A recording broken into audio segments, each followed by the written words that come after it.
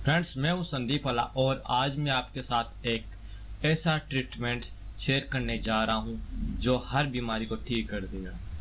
अब आप सोच रहे होंगे कि मैं ऐसी कोई दवा बताऊंगा जो हर बीमारी को ठीक कर दे, लेकिन नहीं दोस्तों, मैं ऐसी कोई दवा नहीं बताऊंगा क्योंकि दवा तो एक टेम्परेरी इलाज है और ये हम तब प्रयोग में लेते हैं जब बीमारी हो चुकी होती है।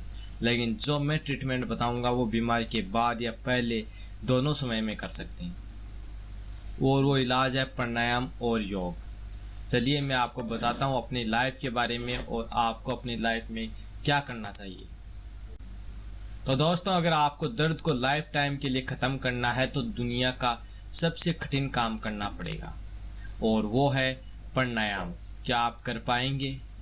शायद नहीं, क्योंकि लगभग तो यही सोचते हैं कि कल करेंगे या फिर उस दिन से शुरू कर देंगे और कुछ तो शुरू करके 1 या 2 दिन करने के बाद एक ऐसा बहाना तैयार करते हैं जिसका इलाज शायद दुनिया में किसी के पास नहीं है। और वो बहाना है मुझे काम करना पड़ता है, अगर सुबह मेरे पास ये काम नहीं होता ना तो मैं ये कर लेता। क्या इसका जवाब है आपके पास?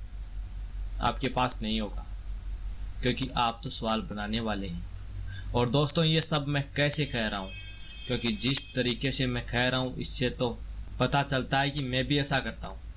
लेकिन नहीं, कुछ दिन पहले से मैंने ऐसा करना छोड़ दिया है और मैं सुबह अपने हर बहाने को भुलाकर ये असंभव काम करता हूँ और ये काम करने के बाद मुझे असंभव खुशी मिलती है, क्योंकि मैंने वो काम कर लिया जो लोग नहीं कर सकते।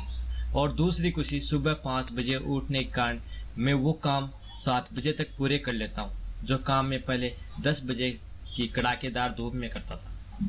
क्योंकि आपकी और मेरी डेली लाइफ में जब हम सुबह आँख खोलते हैं तो 7 और 8 के बीच समय मिलता है।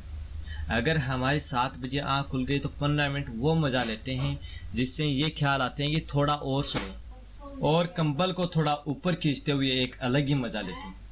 और इस सब में हमारी 15 मिनट निकल जाती हैं और ये करते हुए अगर मौसम ने साथ दे दिया तो फिर से नींद ले लेंगे और फिर उठेंगे आधे घंटे बाद जब कोई जगाने आएगा। फिर बेड से चलेंगे दुनिया के सबसे बड़े आलसी आदमी की तरह कि कैसे जैसे पानी के पास या फिर रसोई में चाय के पास पहुंच जाए। और इन सब में हम हर काम में दोपहर कर देते हैं।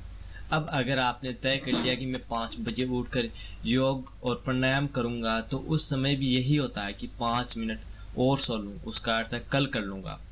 और कल कर लूँगा आप जानते हैं अर्थ होता है कभी नहीं करूँ। लेकिन दोस्तों, हमारी बात चल रही थी हम 5 बजे उठ गए और हमने 6 बजे तक योग और प्राणायाम कर लिया, या फिर कम भी कर सकते हैं, आप पौने 6 बजे तक कर सकते हैं। अब दोस्तों ध्यान से सुनना, अब आपको जो भी काम करना है चाहे वो कंप्यूटर पर ही क्यों ना हो, 2 घंटे का काम आप 30 मिनट में पूरा कर लेंगे। और वही काम अगर आप 9 बजे से शुरू करते तो आपको 11 बज जाते और उसी काम को आपने अगर 6 बजे से शुरू किया तो आप उसे 6:30 बजे पूरा कर लेंगे और अब आप फ्री। हमने एक बात तो एकदम से छोड़ दी और वो है योग और प्राणायाम के फायदे। आप कल्पना नहीं कर सकते, जब मैं इनके फायदे बताऊंगा तो खत्म होने के नाम ही नहीं लेंगे, क्योंकि ये एक ऐसी विधि है जिसके बारे में आप नेगेटिव पॉइंट नहीं बता सकते। आप जो भी कहेंगे वो योग का पॉजिटिव पॉइंट होगा। दोस्तों, इतनी बात होने के बाद अगर आपका मन ये कह रहा है कि कभी करेंगे, ये तो ऐसे ही कर रहा है, तो आप अब भी कुछ समझने की कोशिश नहीं कर रहे और आपके शरीर के अंदर एक negative point search engine positive search engine के सामने हार मान रहा है। तो दोस्तों, आप भी आज और अभी से वो काम शुरू कर दीजिए जो मैंने कुछ दिन पहले से शुरू किया था।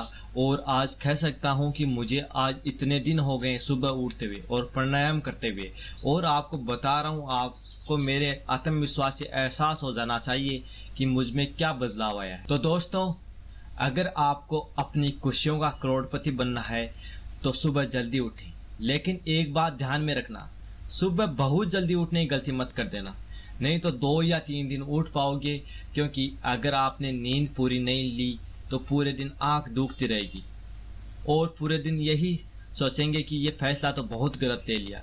इसलिए 5 बजे का समय एकदम सही है।